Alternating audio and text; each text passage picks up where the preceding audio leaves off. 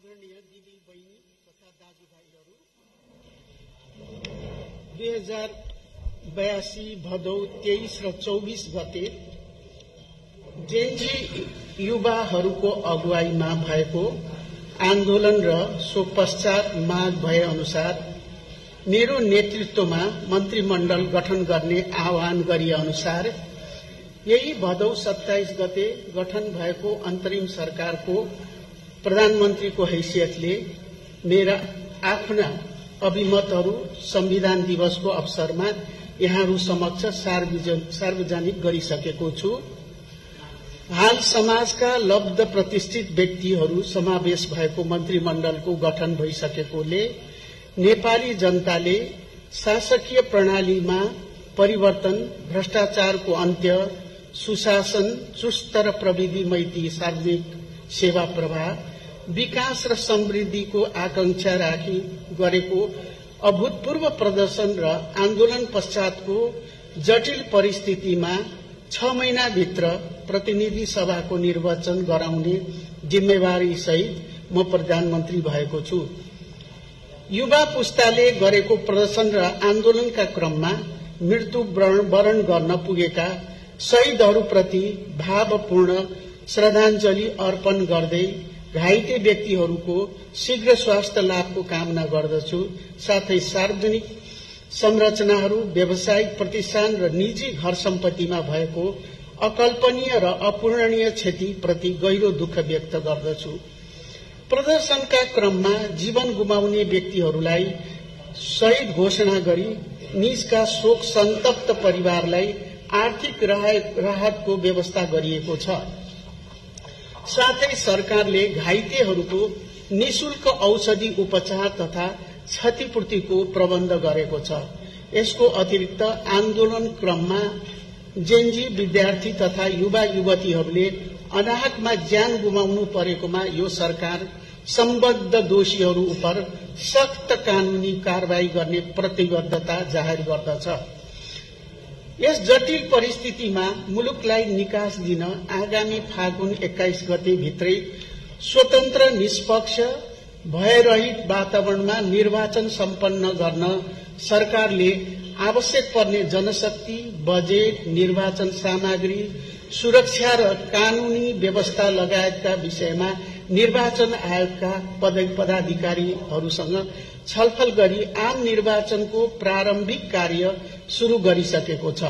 18 वर्ष मुनि पुगेका जेनजी युवा पुस्तालाई मताधिकार प्रदान गर्ने र मतदाता नामावली अद्यावधिक गर्ने गरी विद्यमान निर्वाचन कानूनलाई अध्यादेशको माध्यमबाट संशोधन गरिसकिएको छ।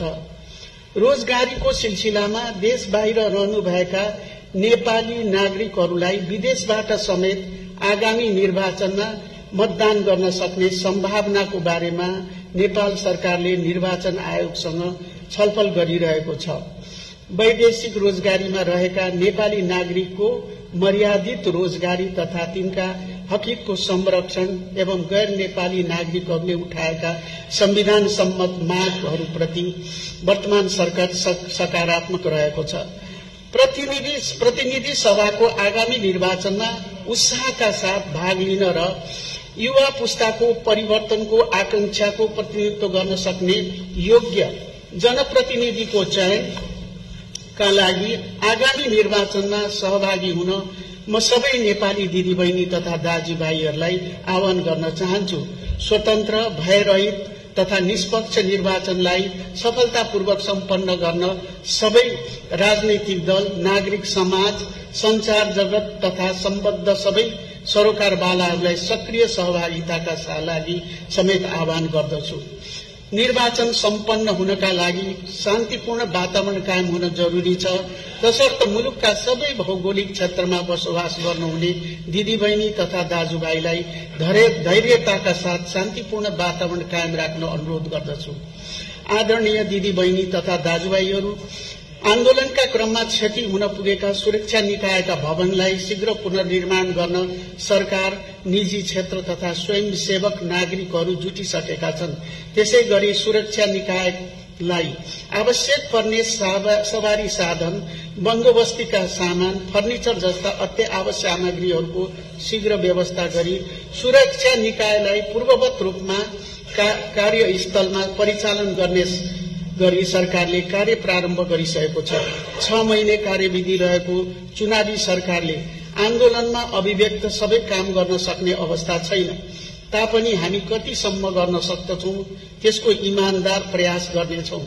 सरकारी निकायबाट प्रवाह हुने सेवामा सहजता महसुस हुने गरी बिना झन्झट कुनै रिश्वत नलिई सेवा प्रदान हुने कुराको सुनिश्चितता दिलाउन चाहन्छु।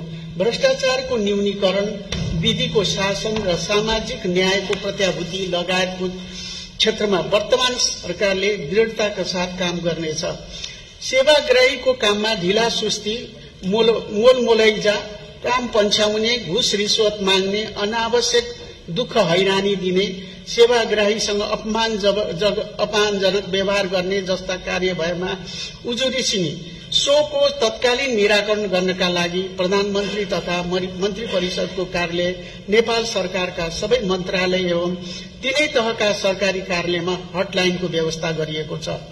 नेपालको संविधान र शासकीय प्रणालीको संशोधन लगायत जेनजी पुस्ताले आन्दोलनको क्रममा उठाएका विषय वर्तमान अन्तरिम सरकारको कार्यक्षेत्रभन्दा बाहिरको विषय भएकाले युवा पुस्ता लगायत परिवर्तन पक्षधर आम नेपाली जनतालाई आगामी निर्वाचनमा सहभागी भई संवैधानिक प्रक्रियाबाटै संविधान संशोधन गर्नका लागि आग्रह गर्न चाहन्छु। नेपाल सरकारले उद्योग, व्यापार तथा व्यापारिक प्रतिष्ठानमा भएको आगजनी तथा तोडफोडबाट प्रभावित उद्योगी व्यवसायीहरूको मनोबल उच्च राख्न आन्दोलनबाट प्रभावित उद्योग, व्यापार, व्यवसायिक प्रतिष्ठानलाई राहत, कर, छूट, सहुलियत तथा सुविधाहरू प्रदान गरी आर्थिक क्रियाकलाप सहज रूपमा सञ्चालन गर्न एकीकृत व्यावसायिक पुनरुत्थान योजना कार्यान्वयनमा ल्याएको छ।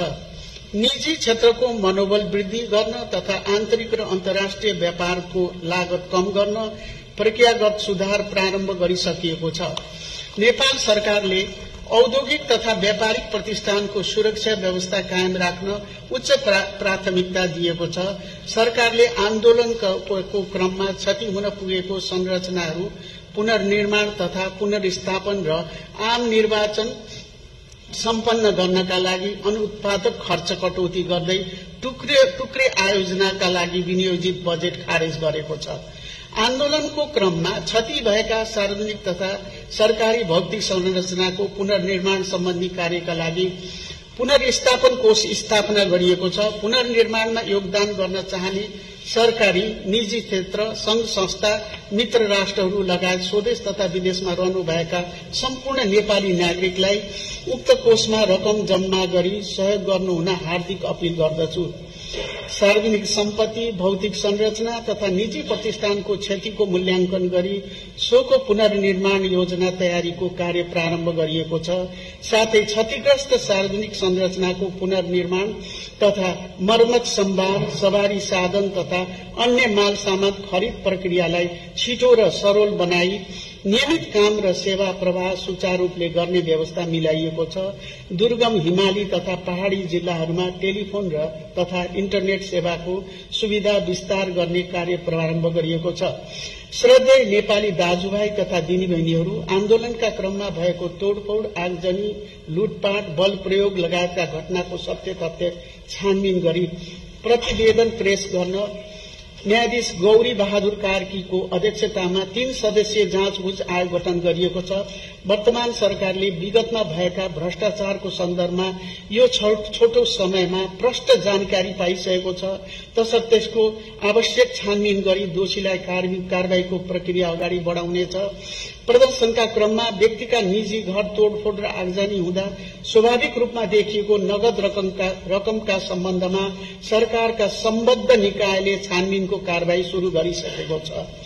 संघीय लोकतान्त्रिक गणतन्त्र प्राप्तिका लागि भएका त्याग, बलिदान एवं संघर्षबाट प्राप्त उपलब्धिलाई संस्थागत गर्दै वर्तमान जेनजी आन्दोलनले उठाएका आवाजहरूलाई सम्बोधन गर्न सबैले हातेमालो गर्नुपर्ने अवस्था छ।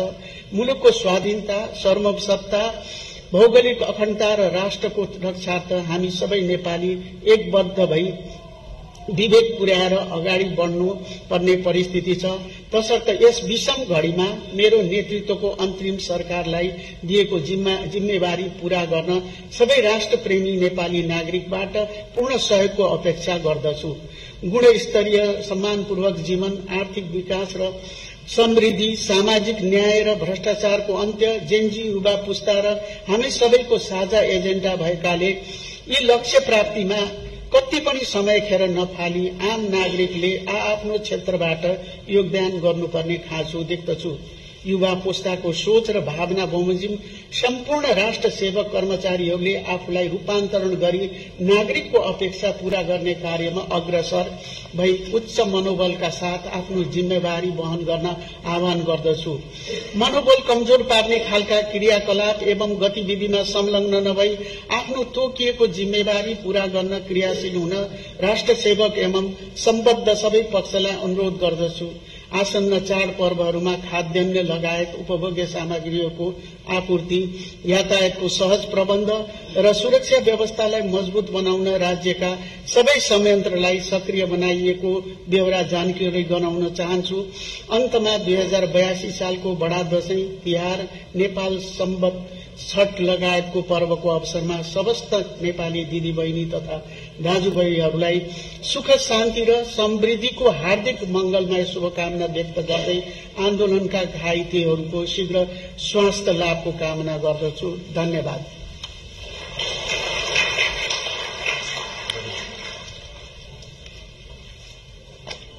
सक्यो हैन? ल, थ्यांक यू।